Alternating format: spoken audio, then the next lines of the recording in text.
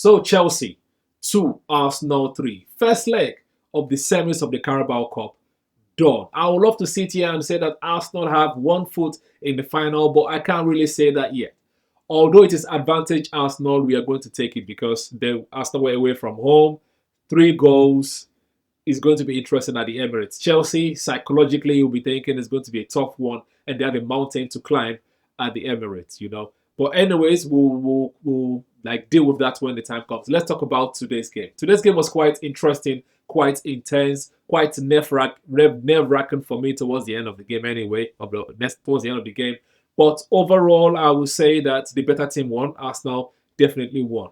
The style of play was quite interesting to see because Chelsea had a new manager. He tried to be very, very offensive, and that actually worked in Arsenal's favor because the forward had a fantastic time, especially in the first half.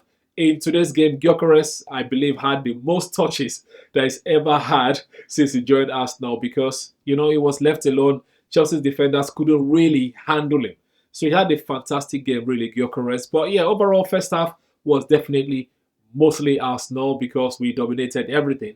There were some individual moments of brilliance from Esteval, especially against Trossard and his foot race against Timber. He won those ones, but overall he didn't really pose any genuine threat. There were some shots that he hit at Kepa, but it was quite limited. And Chelsea overall were limited in the first half, and it didn't help that Arsenal scored within the first 6 minutes of the game. Brilliant corner delivery by Declan Rice, one of the best corner takers in the league. Brilliant header by Ben White, So that was good. Scored in 6 minutes, and then we maintained possession and we dictated the pace of the first half. Arsenal dictated the pace of the first half. Second half came, Chelsea, being the home team, they upped the tempo a bit. They had some urgency. They were trying to equalize and maybe even win the game. Who knows? But while they were doing that for like 15-ish minutes, Arsenal struck because there was a throw-in and there was a quick thinking. I forgot who threw the ball. Quick thinking from the guy to Saka. Saka squared the ball to played in Ben White, who crossed the ball. Crossed the ball to Gyokeres. Chelsea's goalkeeper, Sanchez, tried to stop the shot, but actually he had flappy hands. So Flappy Sanchez on this one, and the ball actually landed perfectly for Gyokeres, who tapped in one of the easiest goals that he has scored in the Arsenal shirt so far this season, right? Beautiful tapping, beautiful poacher's goal. He can't complain. If there's a time for Gyokeres to score, obviously he's going to be in the semis of a cup competition. So happy for him to get his goal and contribute to Arsenal's road to the final, hopefully. Yeah, after the goal, 2-0. Typical Arsenal, whenever they're leading, sometimes they will take their foot off the pedal. We're leading 2-0. And so I think the players got relaxed a bit. So a sloppy moment from Zubimendi, Saliba, and Kepa. This one I'm blaming mostly Zubimendi and Kepa. Zubimendi because of the slip, and Kepa because I think Kepa could have done better with the goal. He could have saved it. But sloppy moment. Garnacho struck, brought Chelsea back into the game. 2-1. And after that goal, Chelsea gained the momentum. They tried to play a bit more. They were playing with more urgency, and then Arsenal struck again. Arsenal struck again, right? At the time where Chelsea scored their goal, the game momentum, Arteta decided to do something. Arteta made some tactical changes. He brought on Merino. He brought on Martinelli. And that helped a bit to calm things down. We kind of regained control somewhat of the midfield. And then Arsenal struck again. Arsenal struck again because Saka doing Saka things, taking 2 of 3 players with him, passed the ball to Merino, who played in Gyokeres. Gyokeres flicked the ball to Zubimendi, and Zubimendi scored the most beautiful goal of the night.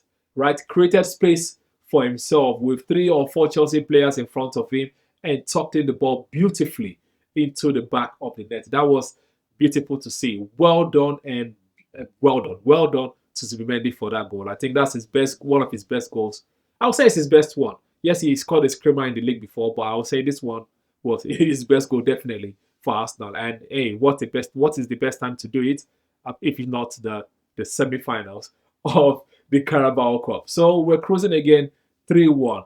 And at 3-1, Arsenal were doing well. We're keeping control of the game. Chelsea were often and puffing, but there were no real threat. So obviously, at 83 minutes, the manager Arteta decided to give Jesus minutes and give Havertz minutes because we need everyone fresh throughout the season, just in case somebody gets injured, right? But but when he made those changes, actually Arsenal got weaker because he took off Rice and took off Gyokeres. Now, why did he make Arsenal weaker? Because Gyokeres usually mostly stays up top, stays like with the defenders and try to push them back into their own post. But Jesus likes to drop deep to come and be involved in play. So naturally speaking, we dropped some meters back into our 18-yard box. So that was not good. That was very, very helpful for Chelsea. He took off Rice. Rice, is always up and down the pitch. Havertz does not have pace.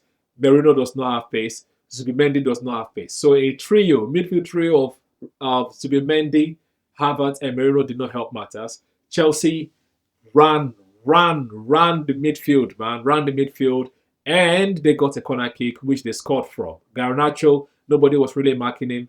He was free, and then he struck. 3-2. But that's how the game ended. I'm not going to complain too much because we won. If we had not won, trust me, this reaction would be quite different. Yes, a draw would have still been good to take to the Emirates, but a win even better. So well done, and well done to Arsenal for taking the advantage to the Emirates. Let's do a quick player rating.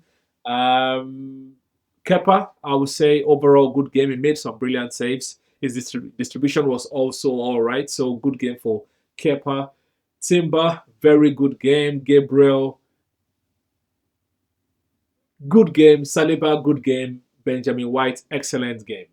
His goal as well as his performance, excellent. Okay.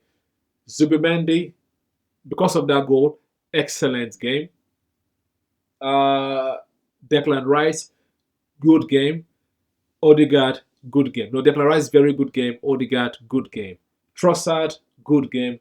Gyokeres, very good game. A goal and an assist. As well as Saka, very good game. He was involved in 2 of the 3 goals. So, very good game for Saka. The subs. Martinelli, poor game. I did not really see Martinelli in this game. It was poor from Martinelli. Merino, I would say good game.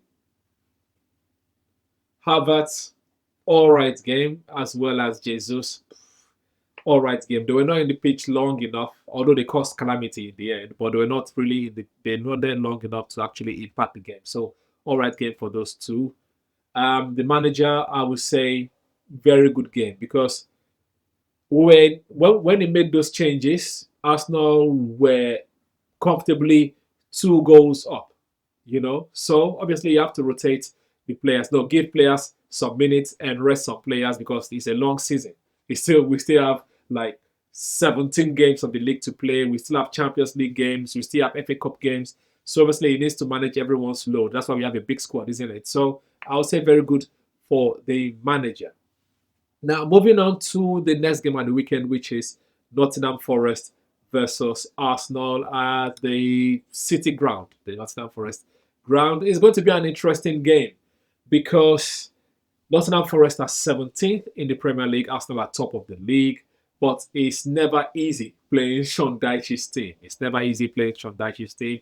You can expect them to be physical. You can expect them to try to take advantage of set pieces. You can expect them to leave one on Saka and try to body our wingers, try to make Gyokeres work for his money. You can expect a very, very intense physical game from Sean Dyche's team. But the start on Arsenal's side for this one, because in the last 5 games, they've only won 1, beating West Ham, which is their most recent game in the Premier League. Arsenal has won, out of the last 5 games, we've won 4 and drew to Liverpool. Okay, another interesting stat is that since they were promoted, Nottingham Forest has only beat Arsenal once. That was in the 22-23 season. Apart from that, Arsenal has mostly won. There was a draw last season as well. I think we drew them last season in one of the legs.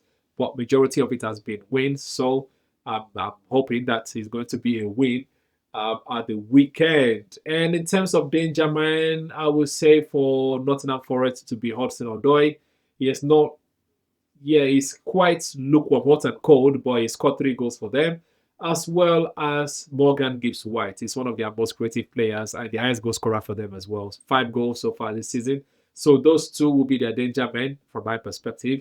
And for Arsenal, I'm going to say Rice, Madueke if he plays, Saka if he plays, Gabriel, and hopefully Trossard or Gyokeres. Those would be Arsenal's danger men. You let us know what you think in the comment section below. Please do us a favor, press the like button, subscribe if you're yet to do so, if you're new to the channel. And until after the game, I'm going to say, come on, you Gunners. Peace. Psst, psst. Oi. Subscribe. Press subscribe. Thank you.